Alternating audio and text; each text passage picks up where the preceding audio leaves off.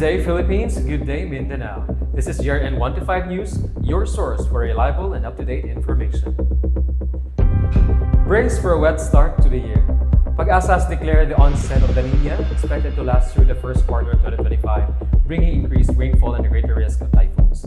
Mohader Gandamato has the details.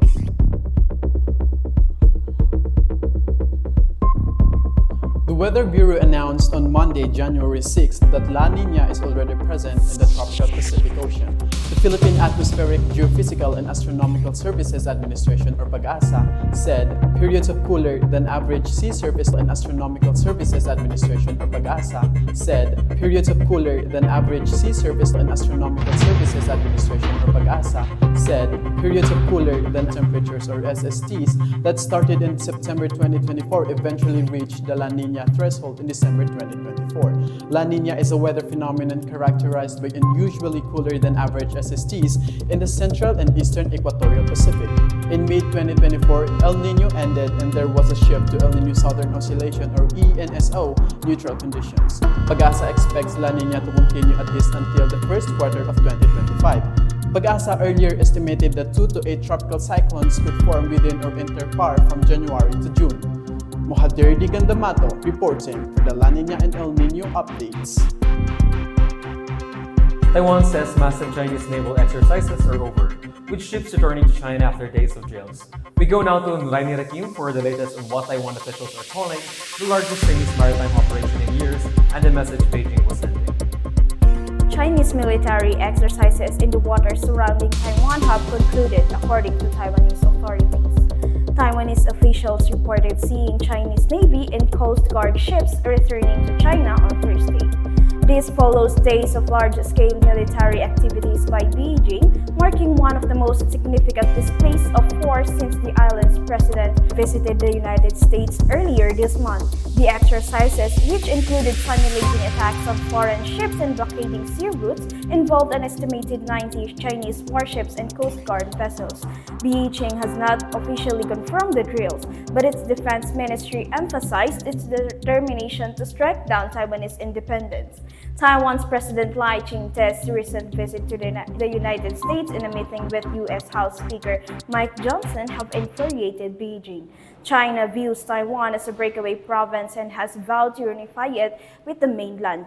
This latest display of military might have raised tensions across the Taiwan Strait and further escalated concerns about the potential for conflict. This is Nurainie for International News. Back to you. Nurainie for International News. Back to you. Nurainie for International News. Back to you. Big news for UP fans tonight. Maroons forward Relan Torres will play in tomorrow's do-or-die Game 3 against LaSalle. Despite being ejected in Game 2 for a pair of unsportsmanlike fouls, the UAAP has confirmed Torres is eligible, giving UP a full-strength squad to challenge the defending champions.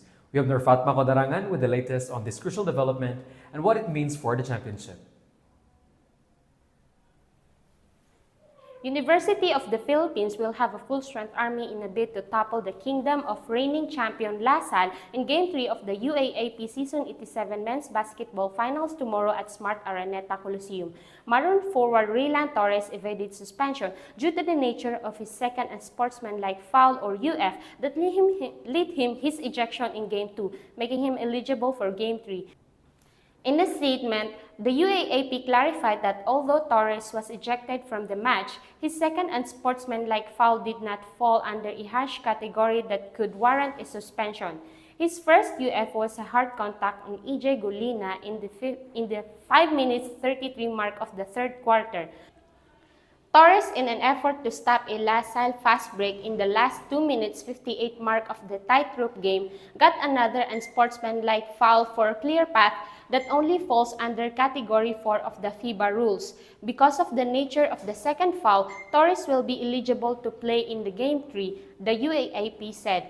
Torres' availability will serve as a shot in the arm for the Maroons, who wasted a big lead in the waning minutes for devastating 76-75 defeat in Game 2. This is Nor-Fatmah Codarangan for Sports News.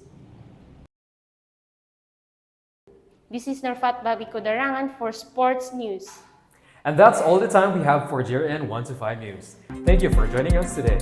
Stay tuned for continuing coverage on our website, JRN125.com, and all of our social media platforms. From all of us here at JRN125 News, have a great day.